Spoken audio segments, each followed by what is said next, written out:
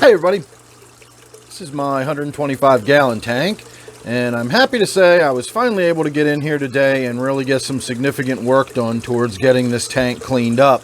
I had what I like to think of as one of my up days, where I'm good and motivated and get some stuff done, and out of some of the stuff that I got done was beginning to work on this tank.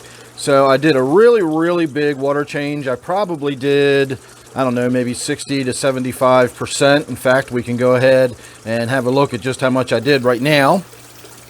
Alright, so I'm just about to start filling the tank back up, but we are down below the halfway point on the tank, and then when you account for all of the rocks, substrate, woodwork, plants, fish, etc., this is much more than a 50% water change. So we're probably looking at maybe a 60 to 75% water change, or somewhere in that neighborhood, once I actually get in there and get the water filling back up.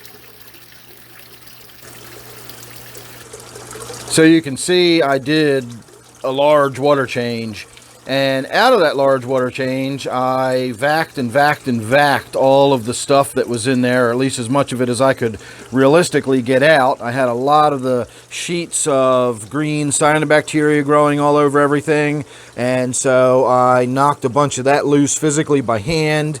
My Java fern here had a bunch of that cyanobacteria growing all over it, and I got a lot of that loose, a lot of the mulm that was in there. You can see there's still plenty of it that I missed. Again, there was only so much I could do while I was in there with the gravel vac, but I did get a lot of that green cyanobacteria out of there. I'm about to knock over one of my plants on my waterfall tank here. Hang on half a second. Let me rotate this a little bit. All right. So I got in this end, got a bunch of that sheeting cyanobacteria out of there, knocked loose a bunch of the mulm and stuff that had settled into the Java fern. And one of the things I spotted while I was in here that I'm kind of excited about is this. If I can find it again.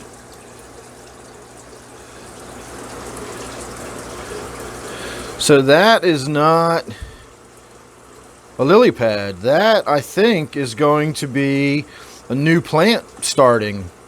I think that's probably how this plant propagates. It sends out these little runners with a new little baby plant on the end, and eventually that will break loose and either drift down into the tank somewhere else or whatever. So I don't know exactly what that's going to do, but I'm definitely not going to be trimming that one off. We're going to leave that alone and see if I can't get a little baby plant off of it. So that was exciting.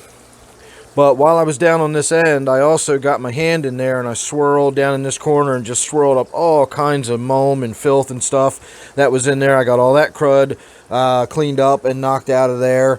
And all of this has been in preparation of doing a Chemiclean treatment. I'm going to get in there, basically when I'm done this video, I'm going to go upstairs and get my airstone, and I'm going to get the airstone going. I'm going to do the Chemiclean treatment, and that will be the beginning of getting this tank really well cleaned up.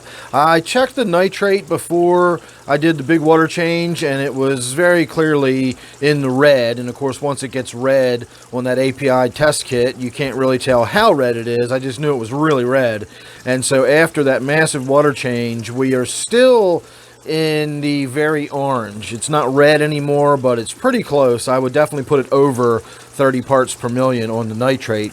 And that actually got me thinking about the accumulation of nitrate versus the accumulation of things like phosphate, and the depletion of your redox potential, and so on and so forth. So I think tomorrow's video is going to be about the ratio of buildup of nitrate versus other things that are going on in your tank, and how to sort of gauge what's going on and when to do water changes and that sort of thing. So again, this is just sort of the beginning of what we're going to get started on this. You can see my rainbow fish over there are doing their spawning thing. They always do that after a big water change. So we're going to give the Chemiclean a couple days to do its thing. I will get in there. We'll do another big water change. We'll get the gravel vac in there. You know, knock anything else out that I can. Get any more detritus up that's, you know, able to be getting out of there. And then we are going to get in and do a filter change at that point. And then if needs be, we will do a second or even a third dose of the Chemiclean. It doesn't really matter. You can just keep dosing it until you've gotten on top of whatever's in there. Now, keep in mind, for my regular viewers, you know this stuff will be back. It always comes back. It doesn't matter what I do or how much I change my routine or anything else. I just get cyanobacteria in my tanks, and that's just how it is here. So, I don't know, 6, 8, 9 months, we'll be probably talking about this again and going through the same thing. But today, I got in there and got some work done. Got the tank looking good, got the glass wiped down a little bit. And from here, we will, again, let the Chemiclean treatment do its thing, and then we'll get in there and start doing some more maintenance. So make sure you're subscribed, and you won't miss any of those treatments or any of the things I got coming up with that. Again, we're going to talk about the nitrate versus phosphate and when to do water changes and how to sort of gauge when to judge, when it's time to do a water change on your particular tank and so on and so forth. So thanks for watching this one. Hope you enjoyed that. Don't forget to subscribe. Don't forget this one is my 125 gallon tank. I'll see you real soon in the next one.